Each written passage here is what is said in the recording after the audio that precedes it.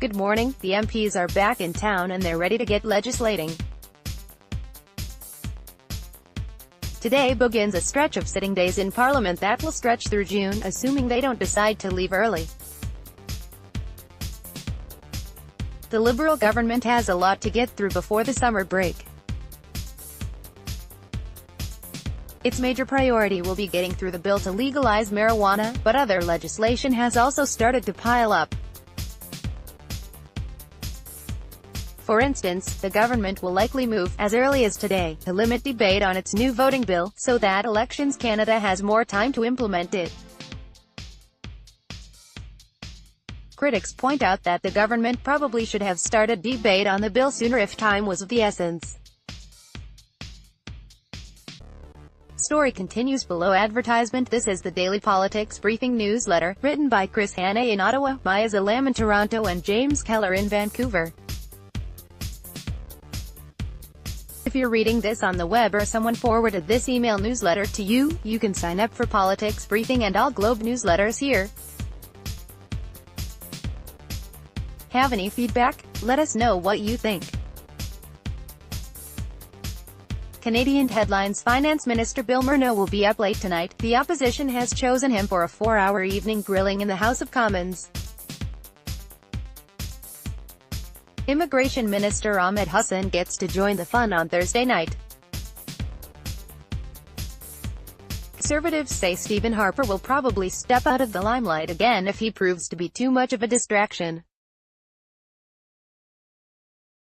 Alberta Premier Rachel Notley intends to skip an annual gathering of Western premiers amid an increasingly contentious fight with her counterpart in British Columbia over the Trans Mountain pipeline extension. Ms. Notley says she will focus her energy on the pipeline debate at home. Opponents of a property tax increase in BC, targeted at high-value homes, say they're raising money to fight the policy through lobbying and possibly a lawsuit.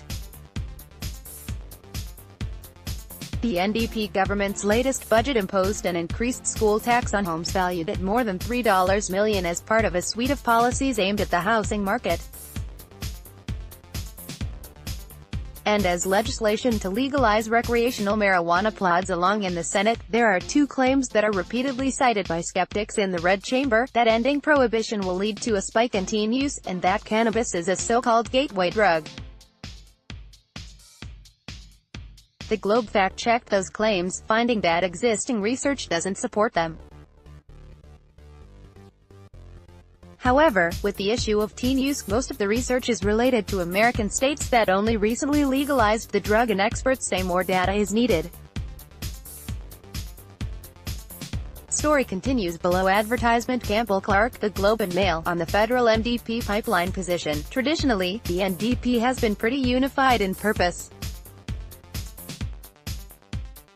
It was the Conservatives who had to tend coalitions, like the patching of social and fiscal conservatives. But increasingly, the NDP is struggling to satisfy both its green, environmental activist wing and the lunch bucket concerns of its old-school constituency of unionized workers, who are committed to the NDP in theory but not always in practice. Don Braid, Calgary Herald, on the Alberta, BC. Pipeline spat. The best hope, it seems to me, is still for a last-minute compromise that would allow BC Premier John Horgan to back down. But there is still no hint of storybook salvation. Adam Radwanski, The Globe and Mail, on the Ontario Progressive Conservative campaign. Doug Ford had a couple of months to prepare for his first election leading Ontario's Progressive Conservatives. He lacks a coherent message and is constantly on the defensive, but will likely wind up Premier of Canada's most populous province anyway. Toronto Star editorial board endorsing the election of Ontario Green Party leader Mike Schreiner in Guelph, yet by dint of Schreiner's own optimistic personality, or perhaps the candor that comes from having nothing to lose, it is arguably the Green leader who has been the most forthright leader in the campaign for the June 7 Ontario election. Schreiner frankly argues for the merits of a single publicly funded school system in Ontario and an end to separate school funding for Catholic schools. John Ibbotson, The Globe and Mail, on casting a protest vote, as a form of protests, declining your ballot is preferable to not voting or spoiling your ballot, because it's unambiguous. After all, people don't vote for any number of reasons, the most common being that they're too busy or too lazy. Help the Globe monitor political ads on Facebook during an election campaign. You can expect to see a lot of political ads. But Facebook ads, unlike traditional media, can be targeted to specific users and only be seen by certain subsets of users, making the ads almost impossible to track. The Globe and Mail wants to report on how these ads are used, but we need to see the same ads Facebook users are seeing. Here is how you can help. Story continues below. Advertisement. Got a news tip that you'd like us to look into? Email us at tips@globeandmail.com. Need to share documents securely? Reach out via SecureDrop.